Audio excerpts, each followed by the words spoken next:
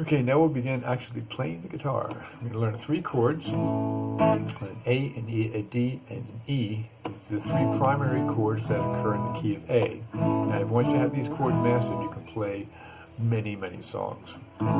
So, if you look at the chord diagram, they're displayed in that vertical image of a guitar, with the vertical lines being the strings, the horizontal lines being the frets. The numbers represent the fingers of your left hand, 1, 2, 3, 4, index finger through the pinky.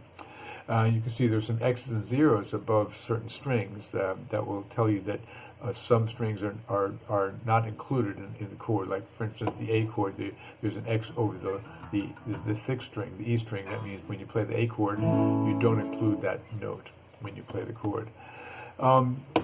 So what you always want to do is start the chord on the root. And now the fifth string is an A note. That's the note that sets up the A chord. Now, playing the chords, your left-hand finger is 1, 2, 3, 4. You put them on the appropriate fret and string. In the case of the A, it's third finger, first finger, second finger. Okay.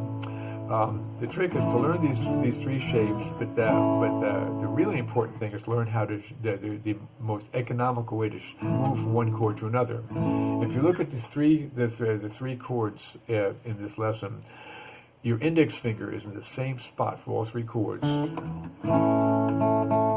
Move to the D chord, the index finger stays in the same spot. Now the E chord, you slide back with one fret, but you're still on the same string.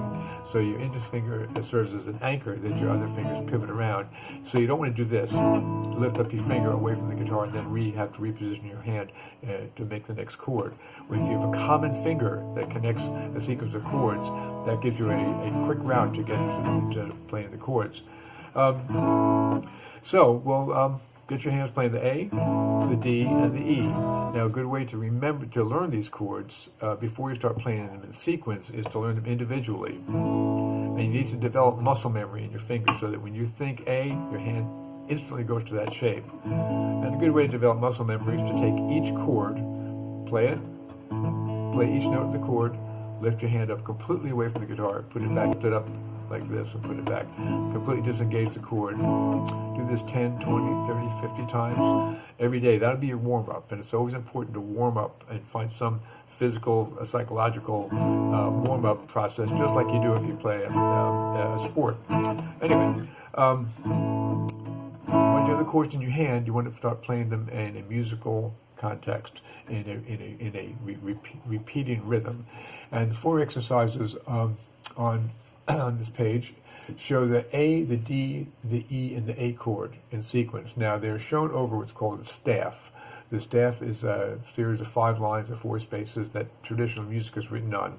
We're not going to deal with written music at this time, but we can use the staff as a template to insert rhythm.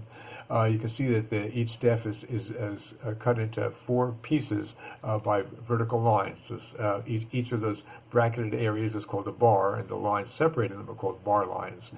Each bar, or measure and bar are synonymous, is a unit of time that contains 4 counts in this case. Some measures can contain 3 or 5 or any other number of beats, but the typical beat, a typical measure contains 4 beats or counts. 1, 2, 3, 4, 1, 2, 3, 4, 1. That's what holds a song together rhythmically. When you hear a drummer go 1, 2, 3, 4 at the beginning of the song, he's telling the band the tempo of the song and how much time is allotted for each measure. 1, 2, 3, 4, 1, 2, 3, 4. The song progresses, and any number of instruments can be introduced into the song, but that basic pulse that the drummer counted at the beginning of the song is what holds the song together rhythmically.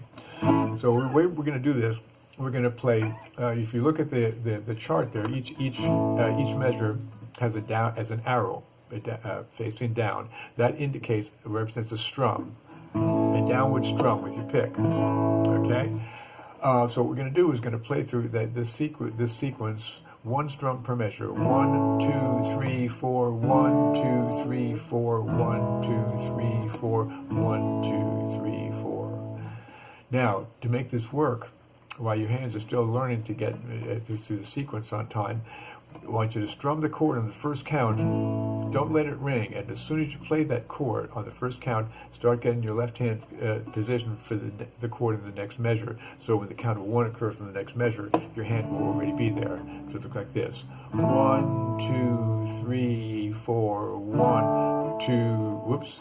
1, 2, 3, 4, 1, 2, 3, 4, 1, 2, 3, 4, 1. I didn't let the chord ring for the second, third, and fourth beat. I used that time to get my hand positioned for the next measure.